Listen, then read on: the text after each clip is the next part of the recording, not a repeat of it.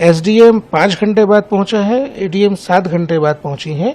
अंधेरा होने का फायदा अपराधियों ने उठाया और वहां से 39 लड़कों को गायब कर दिया गया। 4 बजे आबकारी अधिकारी ने आकर बोला कि बच्चे तो माँ बाप को टिफिन देने आए थे। उन बच्चों के हाथों की चमड़ी गली हुई थी। मध्य प्रदेश के रायसेन जिला में शराब बनावे की फैक्ट्री सोम डिस्टिलरी पे जब शनिवार को बचपन बचाओ आंदोलन की शिकायत पर राष्ट्रीय बाल आयोग के अध्यक्ष प्रियंक कानूनगो की अगुवाई में छापा मारेगा सो इतने 58 बाल श्रमिक यानी बच्चा मिले काम करत भय। इनमें 19 लड़कियां और 39 लड़का हते।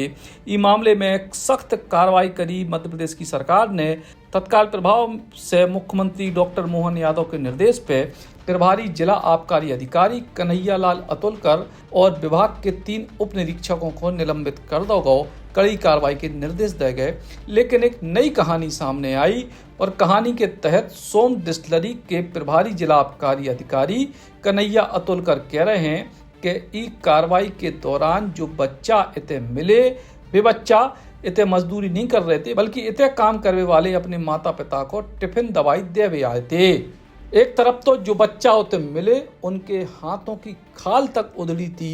शराब की कंपनी में काम करत करत ई की तस्वीरें सामने आई। उतई आबकारी विभाग के अधिकारी के ऐसे बहाने सुन के राष्ट्रीय बाल आयोग के अध्यक्ष प्रियंक कानूनगो भड़क गए हैं।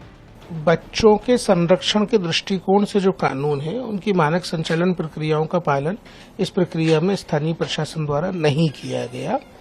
बच्चों के रेस्क्यू होने के बाद एसडीएम को उनका बयान लेना होता है, सीडब्ल्यूसी को उनको रिहेबिलिटेशन की कार्रवाई करनी होती है। दिन में 1:30 बजे कलेक्टर ने बताया कि दोनों अथॉरिटीज को वहां भेजा जा रहा है। एसडीएम 5 घंटे बाद पहुंचा है, एडीएम 7 घंटे बाद पहुंची हैं।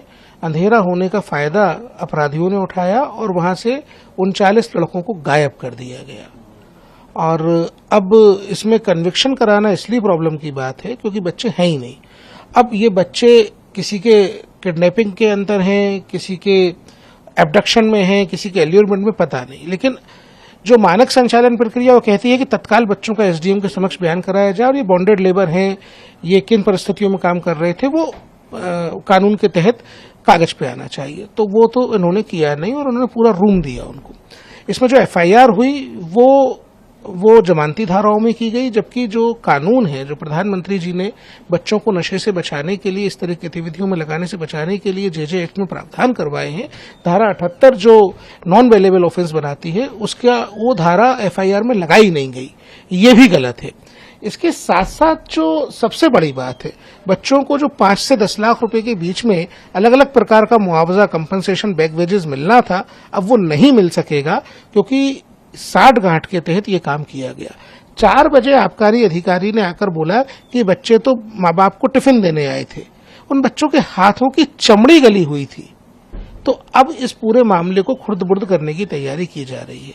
आपने जो बोला, मैं यहाँ ये बताना चाहूंगा कि मुख्यमंत्री महोदय ने जिस प्रकार रात में उस आबकारी अधिकारी को सस्पेंड किया और आबकारी अधिकारी के अमले के ऊपर अनुशासनात्मक कार्रवाई की है, उससे एक बड़ा संदेश गया है।